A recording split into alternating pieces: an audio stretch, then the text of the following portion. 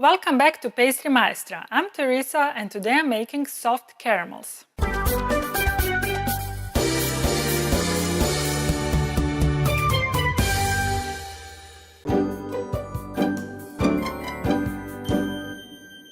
Caramel is one of the oldest confectionery.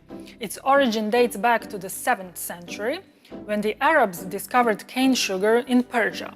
They heated it up and then got dark brown liquid, which they called kurat al-milh, or sugar ball. The sugar was brought to Europe by the Crusaders, and it was first sold by pharmacists. In the 14th century, it becomes the basis of a candy. The word caramel was first recorded in the English language in 1725.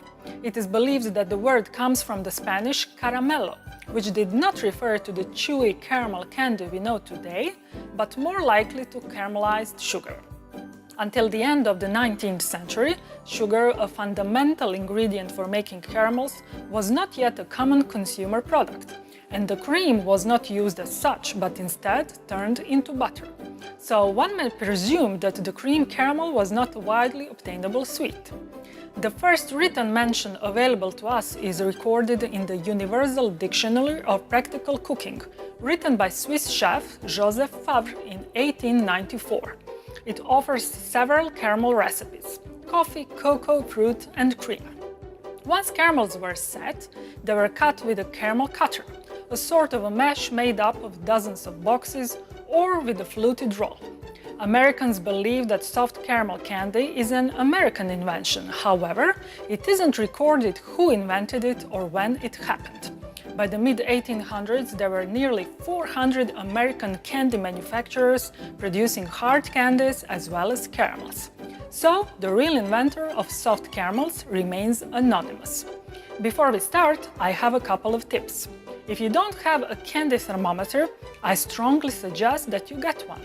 You see, if you don't have a candy thermometer, you'll have to determine the stage of sugar syrup by dipping your hand in boiling sugar, and that is dangerous. So, if you want to learn this technique, by all means study my post on that subject. The link is in the description. Also, weigh all the ingredients and prepare your mold. I have already done that, so now I'll show you how to make soft caramels. As usual, the recipe is on my site. The link is down below. First thing I'm gonna do is line 15 by 15 centimeters, which is 6 by 6 inches baking pan with parchment paper. I'm gonna put sugar and enough water to cover the sugar into a saucepan, mix to combine, and put the lid on. When the syrup boils, the steam will wash down the sugar crystals from the sides of the pan. I'm gonna remove the lid, add glucose, and continue cooking until the syrup caramelizes. My sugar syrup has nice amber color and I've removed the pan from the stove. I'm gonna carefully add cream that I've heated in the microwave. Now I'm gonna add butter and stir until incorporated.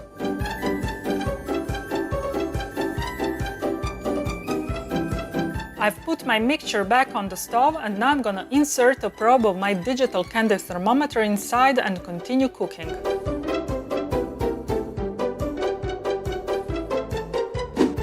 My caramel reached 121 degrees centigrade, which is 250 degrees Fahrenheit. I'm gonna remove the pan from the stove and add vanilla powder. Then I'm gonna pour the hot mixture into a prepared baking pan immediately. I'm gonna leave it to cool down at room temperature for a couple of hours or overnight. To cut my caramels, I'm gonna brush my knife with some oil. I've placed the cooled caramel slab onto a cutting board and first I'm gonna trim the edges.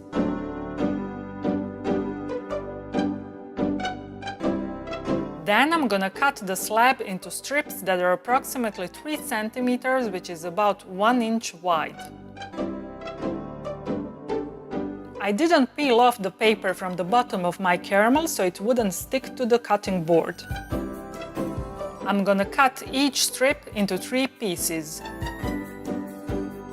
I'm gonna wrap each caramel in the cellophane and make a wonderful edible gift for my friends.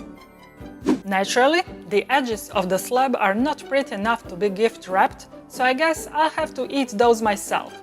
It's hard work, but hey, somebody has got to do it, right?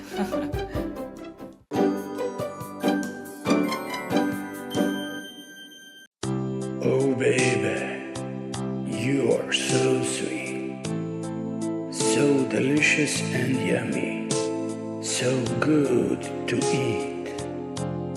I wanna lick you, feel your sweetness on my lips. Forever and ever, you'll stay on my hips.